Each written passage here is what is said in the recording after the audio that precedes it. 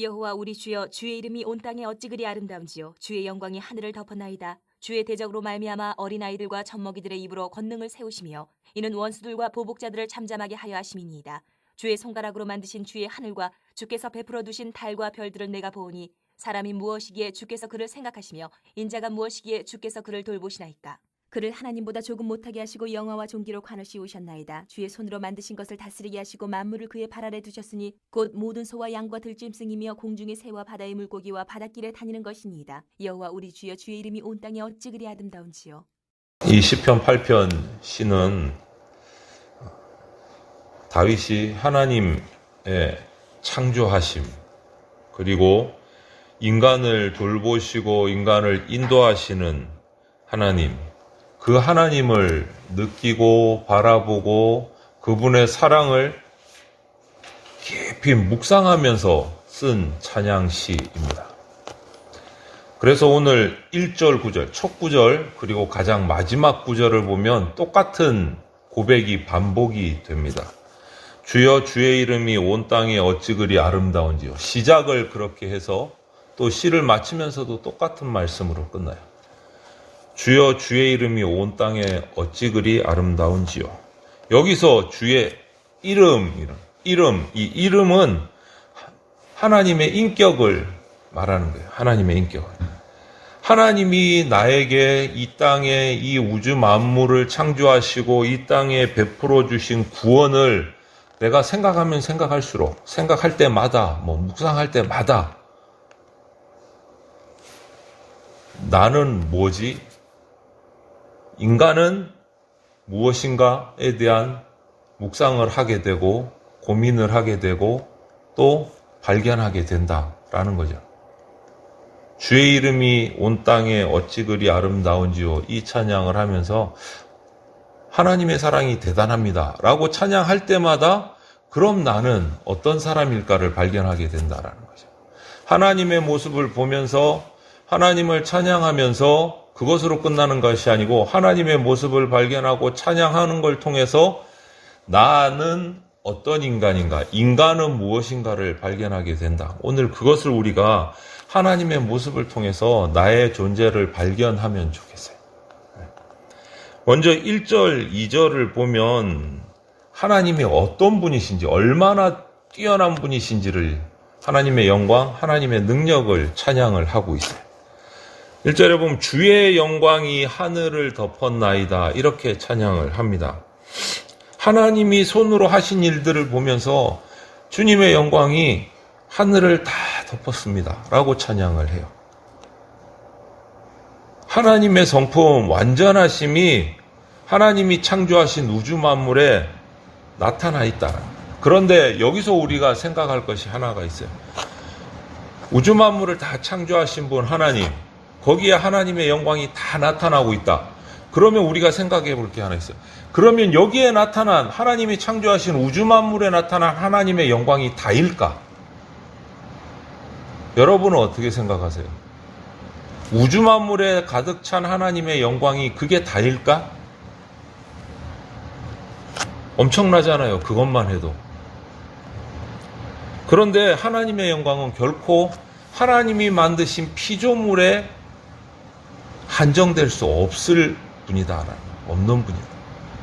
이 땅과 우주 만물에 가득 찼지만 그거를 그거는 명함도 못 갖다 댄다. 그게 다가 아니다. 왜? 창조주 하나님은 피조물보다 훨씬 뛰어난 분이시기 때문에 피조물에 있는 영광만 갖고 하나님을 발견해서는 안 된다. 그걸 뛰어넘는 분이다라는 걸 찬양합니다. 그래서 2절에 보면 다윗은 하나님이 자기 원수를 멸하시기 위해서 어린아이와 젖먹이 같은 연약한 자들을 사용하신다라고 고백을 해요. 왜? 아니 원수를 갚는데 무슨 어린아이가 필요해요? 어떻게 갚을 거야?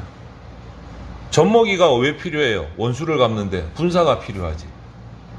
연약한 사람은 필요 없는데 하나님은 그 사람들조차 사용해서 원수를 갚으실 수도 있는 분이다라고 찬양을 해요. 다윗은. 하나님의 능력이 강력하기 때문에 제일 연약한 존재들, 제일 힘 없다고 하는 존재들을 힘 주어서 그들을 사용해서 하나님을 대적을 물리칠 수 있을 만큼 능력이 대단한 분이다라고 오늘 시편에서 찬양을 하는 거예요. 그래서 우리 그리스도인이 세상에 나가서 마귀와 싸울 때 담대할 수 있는 근거는 딱 하나예요. 내 능력도 아니고 내 경험도 아니고 내가 가진 그 무엇도 아니고 우리를 사랑해 주시는 하나님, 그분이 우리가 마귀와 대적해서 이길 수 있는 근거다. 그거를 찬양하는 거예요. 하나님은 이런 분이시다. 그런데 다윗은 이렇게 하나님을 열심히 찬양하는 것으로 통해서 자기는 어떤 존재인가를 발견하고 있어요. 그게 3절, 4절 말씀이에요. 1절, 2절에서 하나님의 엄청난 영광과 능력과 인간을 굽어 살피시고 보호해 주시는 것을 찬양하고 나서 그것을 통해서 본 나는 이런 존재야 라고 하는 거예요. 목동이었던 다윗은 하늘을 바라보면서 양을 치면서 밤하늘을 바라보면서 밤에 뜬 셀 수 없는 별들, 달 이런 것들을 바라보면서 하나님이 창조하신 이 엄청난 세계 속에서 나는 참 눈에도 안 보이는 티끌 같은 존재, 초라한 존재라는 것을 발견한 거예요. 그런데 그 자기 눈에 보이는 엄청난 세계만 해도 어마어마한데 하나님은 그걸 뛰어넘으시는 분이시다. 그런 하나님이 나는 보이지도 않는 존재라는 거예요. 그 하나님 앞에서. 너무너무 초라한 존재. 그럼에도 불구하고 그 수많은 별들과 달, 하늘의 모든 만물 중에 나는 하나. 그런데 그 티끌 같은 존재인 나를 하나님이 돌보고 계신다는 거예요. 깊이 사랑하고 계신다는 거예요. 그게 나는 믿어지지 않을 만큼 감사하다라고 찬양을 하는 거예요. 그리고 나를 그렇게 돌보시는 거는 하나님 입장에서 보면, 하나님의 능력에서 보면 아무 일도 아니다라는 거지. 우주를 창조하시는 거 그냥 오늘 말해보면 손가락으로 행하시는 작은 일 중에 하나일 뿐이다. 팔 걷어붙이고 영차영차해서 힘들게 만드신 게 아니고 말씀 한마디로 손가락 하나 까딱해서 만드신 분이 나를 살피고 계신다. 우주에서 하잘것없는 피조물인 나 인간을 생각하시고 권고하시는 그 하나님의 사랑을 다윗은 감격적으로 발견한 거예요. 감격적으로. 내가 뭐라고 살피시나. 보이지도 않은 티끌 같은 존재인데 수많은 피조물 중에 작은 하나인데 나를 살펴주시는고 나를 사랑하시는구나. 그게 너무너무 감사했던 거예요. 여기서 인간이 무엇인가의 답을 다윗은 찾은 거예요. 하나님 앞에서 티끌 같은 존재, 보잘것없는 존재, 아무것도 아닌 존재. 그럼에도 사랑받는 존재. 그래서 감사하다. 인간이 그런 존재다라는. 그러면서 그렇게 자신의 인간됨을 파악하고 5절, 8절을 보면 실제로 인간이 약하고 무가치하지만 나는 그런 존재이지만 하나님께서 인간에게 그 어떤 피조물보다 인간에게 고귀함을 주셨다라고 찬양을 해요. 인간에게. 다른 어떤 피조물에게도 주지 않은, 심지어는 하나님이 우리를 천사보다 더 귀한 존재로 만드셨다. 그리고 하나님이 만드신 인간 외의 많은 우주 만물들을, 자연 만물을 다스릴 권한을 인간에게 위임해 주셨다. 내가 뭐라고? 이렇게 찬양하는.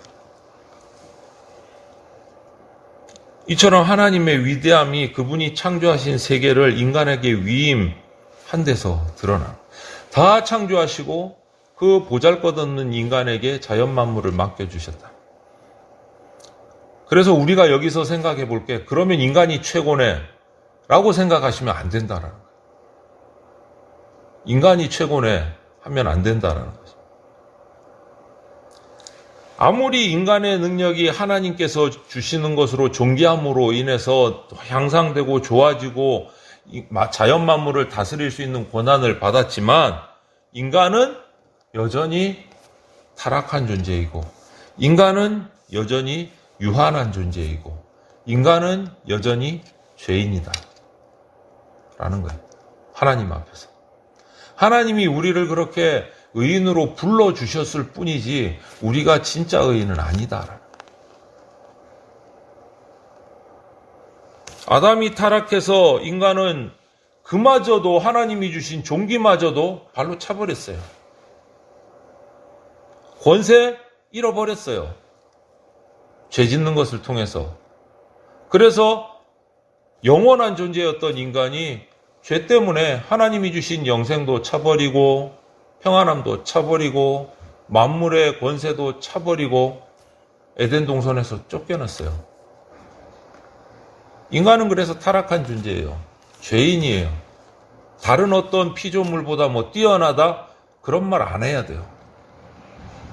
창피한 거예요. 그런데 그럼에도 불구하고 그런 인간의 죄됨, 연약함에도 불구하고 우리를 계속 사랑해 주시는 그 하나님의 그 사랑 덕분에 예수 그리스도의 희생을 통해서 다시 구원받고 만물의 통치권을 회복한 거예요. 우리가 잘나서 된 게 하나도 없다라는 거예요. 오로지 하나님이 잘 붙들어 주셔서 용서해 주셔서 구원해 주셔서 다시 세워 주셔서 서 있는 거지 우리가 뭔가 잘나서 된 게 하나도 없다라는 것을 찬양합니다. 그게 다윗이 볼 때 인간은 이 정도야 라고 말해요. 인간이 무엇인가? 죄인이고 하나님이 세워주시지 않으면 뛰어난 것이 하나도 없는 존재이고 인간의 정체성을 발견하고 찬양하는 거예요.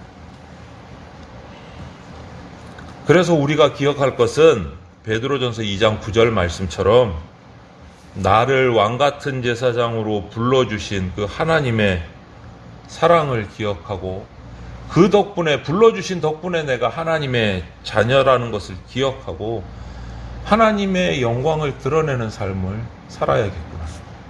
그것이 인간이구나 라는 것, 그것이 바로 나구나 라는 것을 우리가 기억해야 된다는. 정말 무가치한 존재, 죄인이고 유한한 존재였던 나를 은혜를 베푸셔서 이 만물 가운데, 피조물 가운데 중심으로 세워주셨다. 그래서 마지막에 또 한 번 더 다윗은 9절에 여호와 우리 주여 이렇게 마무리를 해요. 여호와 우리 주여. 여기서 여호와는요, 언약을 지키시는 하나님이에요. 언약을 지키시는. 이것을 고백하는 거예요. 여호와 우리 주여, 언약을 지키시는 하나님이 우리의 주인이 되신다라고 고백을 하는 거예요. 약속을 지키시는 분이시고 동시에 약속을 지킬 수 있는 힘도 가지신 분이고 능력도 가지신 분이 하나님이시다. 그렇기 때문에 우리는 하나님만 바라보고 하나님만 찬양해야 된다 라고 말합니다. 여러분, 이 땅을 바라보고 하늘을 바라보세요. 우주 만물을 바라보세요. 하나님께서 창조하신 만물들을 바라보세요. 그 모든 것이 해며 달이며 별이며 모든 우주 만물이 결국은 하나님의 영광을 선포해요. 인간이 어떻게 할 수 없는 거예요. 그래서 우리가 할 일은 오늘 이 다윗처럼 그냥 그분의 영광이 드러날 때마다 감사하면서 찬양하는 거예요. 감사하면서 찬양하는 거예요. 그래서 다윗의 이 고백 시편 8편을 통해서 하나님이 어떤 분이신지를 우리가 알게 되면 인간이 어떤 존재인지도 알게 되는 거예요. 그리고 그 인간이 무엇을 하면서 살아가야 되는지도 알게 되는 거죠. 우리는 하나님께서 귀하게 만드신 중요한 사명을 맡겨준 피조물이에요. 그만큼 우리가 해야 할 일들이 있어요. 그래서 이런 우리 인간의 정체성, 사명을 늘 기억하고 나를 만드신 그 하나님의 영광을 드러내는 그러한 삶을 우리가 살아가기를 바랍니다. 그래서 다윗과 같은 아름다운 찬양의 고백을 항상 할 수 있는 우리 대전교회 성도들이 되시기를 주님의 이름으로 축원을 드립니다.